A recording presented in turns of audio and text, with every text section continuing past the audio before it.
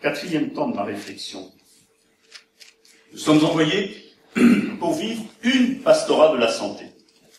Alors là, c'est un peu ma fonction. Ma fonction, c'est pas d'être le chef, c'est d'essayer de faire que ça coordonne le mieux.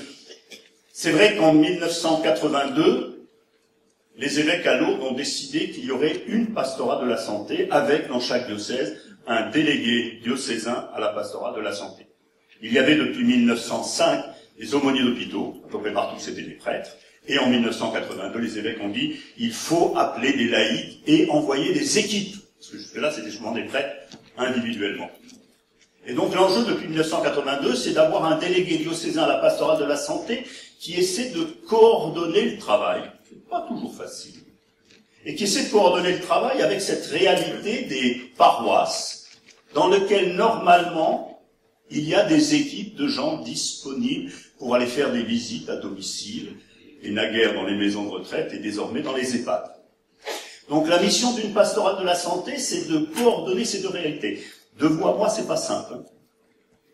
Parce que les gens qui sont dans les hôpitaux disent, c'est nous qui sommes les meilleurs. Et le SEM étant sous la responsabilité des curés, le travail de coordination, allez, je m'arrête là parce que je ne vais pas être gentil pour certains, n'est pas simple.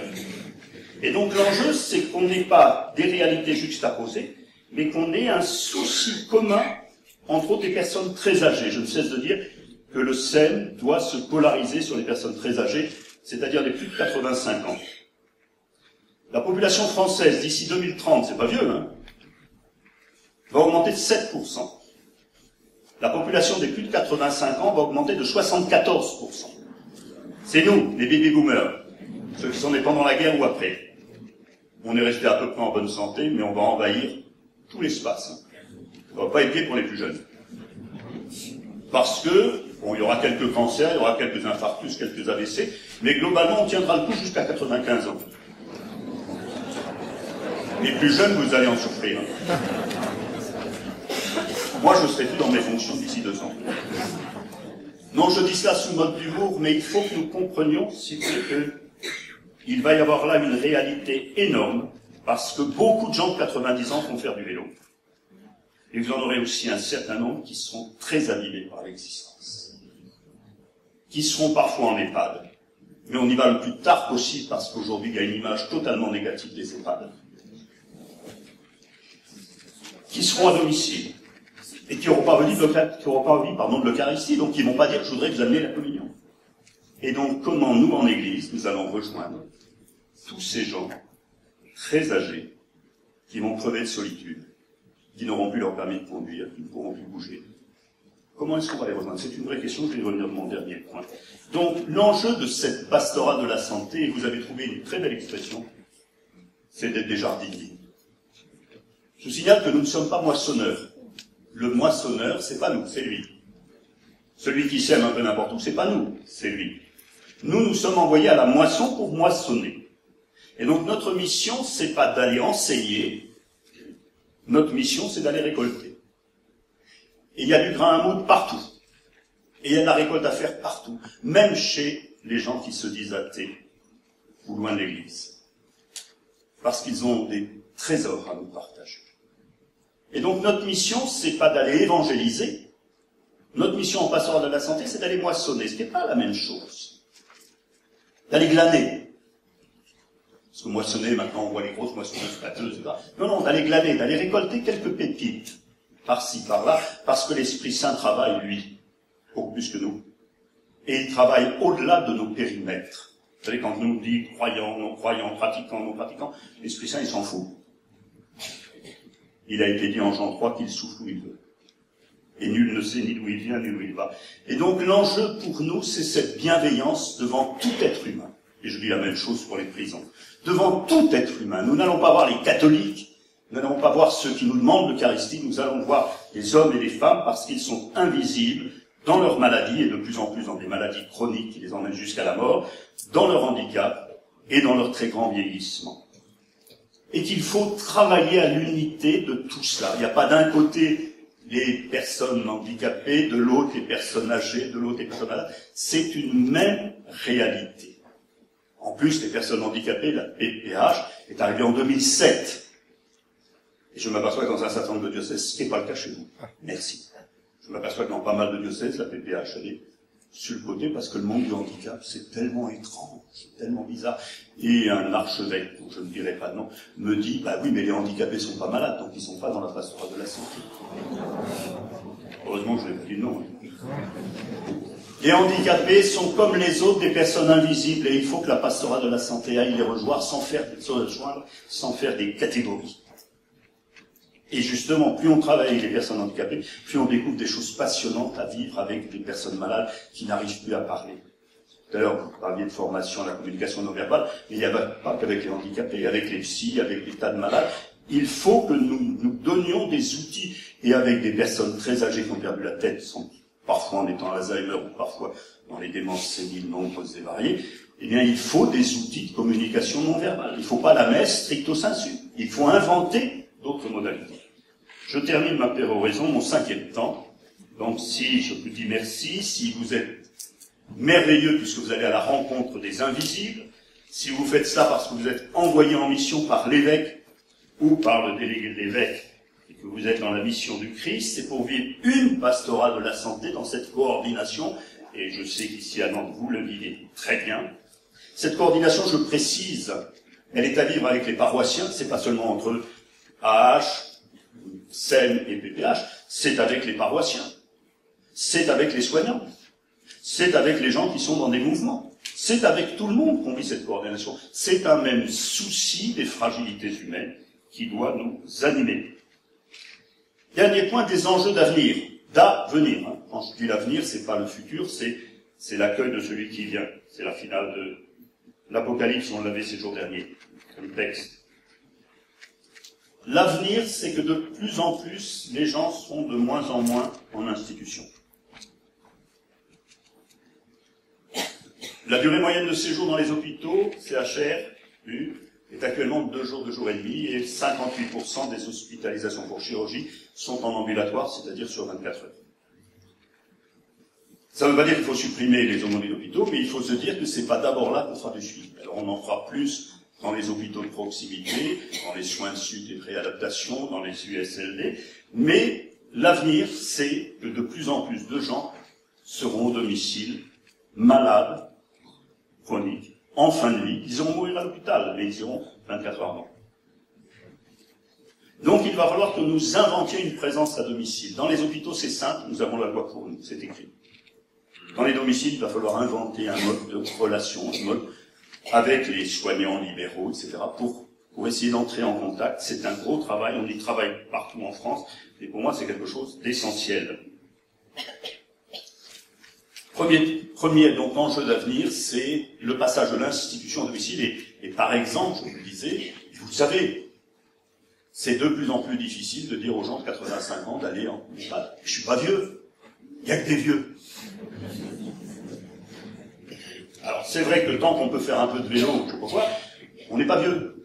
Mais le seul problème, c'est si on se casse la figure en prenant les pieds dans le tapis, on va à l'hôpital et on va à l'EHPAD. Parce qu'on devient dépendant. Donc il faut qu'on réfléchisse. Mais c'est vrai que l'institution, et je vois même dans le monde du handicap, beaucoup préfèrent, alors vous savez, c'est tout un des enjeux de l'inclusion, plutôt que de mettre des gens à part, de mettre des gens dans la société. Et donc de les mettre à part le moins souvent possible. Et tout ça est merveilleux si notre société accueille.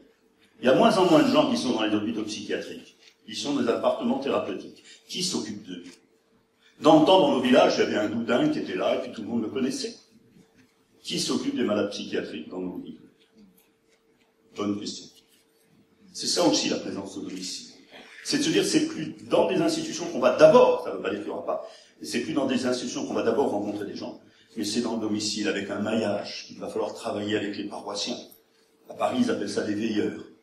Trouver des gens qui vont nous dire, faites gaffe, tiens, il y a telle personne, tiens, il y a telle personne, tiens. Il faut qu'on développe immédiatement, parce qu'il y a des milliers, des dizaines de milliers de gens qui crèvent de solitude, qui nous attendent sans le dire. Donc ça, c'est la valorisation du domicile comme lieu de soins, avec une réalité qui est de plus en plus lourde, je fais beaucoup d'interventions là-dessus, les proches aidants. Parce qu'au début, on est très heureux que son conjoint revienne à la maison. On a 94 ans, il en a 96. Mais au bout de quelques jours ou quelques semaines, ça devient impossible. 20% des conjoints d'Alzheimer meurent avant le conjoint. C'est la très grosse question des proches aidants qui ne peuvent plus bouger de chez eux, qui ne vont plus à la messe, qui ne peuvent plus aller faire des courses, etc., qui pètent un plomb dans beaucoup de cas. Et ça, c'est une vraie question sociétale. Alors on commence à y travailler au niveau des députés, il y a des projets de loi sur le répit, sur les possibilités de cumuler des RTT, de se partager des RTT, etc. C'est une vraie question, la question. Il y a 8 millions de proches aidants, dont 300 000 enfants qui s'occupent de leurs parents. Donc il faut qu'on fasse attention à cette réalité du domicile qui implique plein de questions nouvelles. Nous étions habitués à des institutions. Lié à cela, et je viens de le dire, une des grosses préoccupations d'avenir, on vient de faire une session à Paris là-dessus, c'est le fait que même si c'est très tard, il y a un moment où on quitte le domicile pour l'institution. Et alors là, patatras. Parce qu'on a frété des cas de fer pendant 10 ans pour ne pas aller dans cette EHPAD qui est un mouroir, et il faut s'y résoudre. Vous savez que si la personne n'est pas d'accord, ça va durer 6 mois. Si elle est d'accord, ça dure 2 ans en moyenne. Il faut s'y résoudre. Et dans les familles, je sens que ça pose des tas de problèmes, parce que l'intéressé n'est pas d'accord, parce que parfois c'est l'un des deux qu'il faut mettre en EHPAD pour sauvegarder la vie de l'autre, conjoint. Donc il y a des situations très difficiles que nous devons accompagner de ces situations de discernement. Quand est-ce qu'on part dans ce lieu que tout le monde appelle mouroir? Et d'ailleurs, si je faisais une enquête là, les 3/4 ou les 9 dixièmes d'entre vous diraient « surtout pas les pattes ». Il faudrait bien que si nous disons tous « surtout pas les pattes », bonjour la joie de ceux qui y vont. Moi, je dis c'est merveilleux les pattes. Vous me direz, c'est facile, j'ai 71 ans, normalement c'est pas encore pour demain. Mais je dis c'est merveilleux parce que je vois trop de gens qui crèvent de solitude chez eux. Parce que les enfants, assez logiquement, sont à 100, 200, 500, 1000 kilomètres. Et parce que quand viennent les dépendances, ne serait-ce que de ne plus avoir le permis de conduire, etc., ça devient très difficile, même si c'est merveilleux d'être chez soi, et j'aime beaucoup mon appartement. J'ai un F5 très agréable. Valorisation du domicile, c'est pour vous rendre envieux pour ceux qui... Valorisation du domicile, passage difficile à l'institution, je répète, il faudra aider. C'est un des gros enjeux d'avenir. Parce que c'est pas la peine de les faire mourir plus vite. Et il y a tout un travail d'accompagnement, y compris dans notre manière de parler des EHPAD. Troisième interrogation, troisième question pour l'avenir. Je le disais tout à l'heure, on a de moins en moins de gens totalement religieux. Alors on a encore des gens religieux qui vivent en Loire-Atlantique, c'est tout de même des bastions. Chez nous en Touraine, ça fait 1 siècle ou 2 siècles que c'est en eau basse. Hein. Mais c'est vrai que même dans les bastions, on s'aperçoit que c'est tellement la demande religieuse, je vous l'ai dit tout à l'heure pour les hôpitaux, qui prime. Et donc il va falloir que nous découvrions, je travaille beaucoup sur ces questions-là, et il y a des choses dans l'excellente revue qui s'appelle AH, qui s'appelait AH, et qui s'appelle pas sur la santé maintenant. C'est la question spirituelle. Accompagner des gens, d'ailleurs, vous aurez remarqué que dans l'Évangile, Jésus parle pas beaucoup du bon Dieu, hein, quand il rencontre des gens. Quand il dit « Que veux-tu que je fasse pour toi ?» que je vois, et il rend la vue. Le lépreux, il ne lui dit pas « faut aller à la messe ». Il le réinstaure dans une vie sociale et dans une intégrité du corps. Donc nous devons nous réfléchir, en lisant l'Évangile, l'enjeu de notre présence auprès de tous ces invisibles, c'est de les réinstaurer dans leur dignité. Qu'ils aillent ou non, ensuite à la messe, c'est pas mon problème, c'est le problème de l'Esprit Saint. Ma tâche, en les rencontrant, c'est de leur rendre leur dignité. Alors certains n'iront plus jamais à la messe, et pour cause, puisqu'ils sont dans leur lit et qu'ils vont mourir. Mais ma préoccupation, c'est pas qu'ils deviennent des disciples et des paroissiens, etc. C'est qu'ils retrouvent, par ma présence, une dignité. Et ça, c'est énorme quand on a l'impression de l'avoir perdu. Et pour beaucoup de gens, et ça m'affole, l'impression d'avoir perdu sa dignité est très forte. Je dis ça m'affole parce que je suis radicalement contre la DMD aussi, j'espère. La DMD, c'est l'association pour le droit pour mourir dans la dignité. C'est des pro-euthanasie qui disent, mais enfin, quand on n'a plus de dignité, il faut mourir. Mais moi, je continue de penser qu'on l'a juste dans le cercueil, sa dignité. Et même après, d'où les rites chrétiens où on encense, dans les religions, on encense que Dieu. Mais nous, on encense aussi le mort. Parce qu'il a toute sa dignité d'enfant de Dieu. Et donc ça me paraît essentiel qu'on se batte pour aider des gens à ne pas douter de leur dignité. Et cela est vrai aussi pour les aumôniers de prison. Permettre à l'autre, non pas par des prêchis-prêchats, mais par mon attitude de redécouvrir qu'il a une dignité intrinsèque. Et c'est ça la spiritualité. C'est de rendre à l'autre ce qui lui appartient au plus profondément, selon le désir de Dieu. Autre élément sur le quatrième de cet avenir, c'est qu'il faudra demain plus qu'aujourd'hui des formations. Alors je sais bien que vous êtes débordés, je sais bien, et je vous ai dit tout à l'heure, en vérité, félicité d'être là, mais l'enjeu d'une pastorale de la santé, c'est de nous inviter à prendre au sérieux notre collaboration avec les soignants,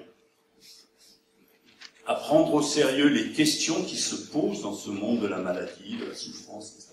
Et donc je ne vois pas comment on peut continuer dans une pastorale de la santé, tout à l'heure on parlait d'une formation à la communication non verbale, je ne vois pas comment on peut continuer dans une pastorale de la santé sans se donner des outils de réflexion, de formation. C'est un des enjeux de la revue Pastorale Santé, c'est un des enjeux de la revue Dimanche Chanté, c'est de se dire, nous ne pouvons pas y aller simplement avec notre sourire et notre bonne volonté. Il faut plus que ça. Parce qu'en face, il y a des fragilités extraordinaires. Et que je dois respecter ces fragilités. Enfin, dernier point, il faut que nous soyons beaucoup plus sensibles et attentifs à la souffrance des soignants. Il n'y a pas de semaine où il n'y a pas des aides-soignantes, des infirmières, des urgentistes, des médecins en grève. Parce qu'ils en ont ras-le-bol. Et bien plus. Que c'est éminemment scandaleux. Mais que ce scandale-là suppose qu'il faut augmenter la CSG de 2 points. Il faut trouver 20 milliards par an pour la grande dépendance. Le projet d'Agnès Buzyn au mois de septembre, ça sera trouver 8 milliards. Et déjà, ça va être énorme, et vous allez voir ce que vous allez voir comme réaction. Parce qu'il n'y a pas beaucoup de Français, tout à l'heure je vous ai félicité parce que vous payez des impôts, mais il n'y a pas beaucoup de Français qui disent qu'il faudrait que j'en paye plus. Il faudrait que j'en paye plus parce que les besoins sont criants dans les hôpitaux. Parce que les besoins sont criants dans le monde du handicap.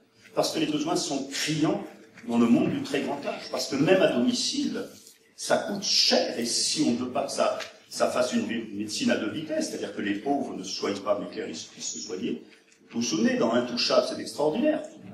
Le problème, c'est que Otto Borgo, il a quelques millions, quoi. Donc, comment est-ce que nous avançons dans une société plus solidaire, où réellement on pourra prendre en charge ces questions essentielles, que sont les maladies chroniques, avec lesquelles on va vivre jusqu'à la mort, les handicaps et le grand âge. Voilà ce que je voulais vous dire.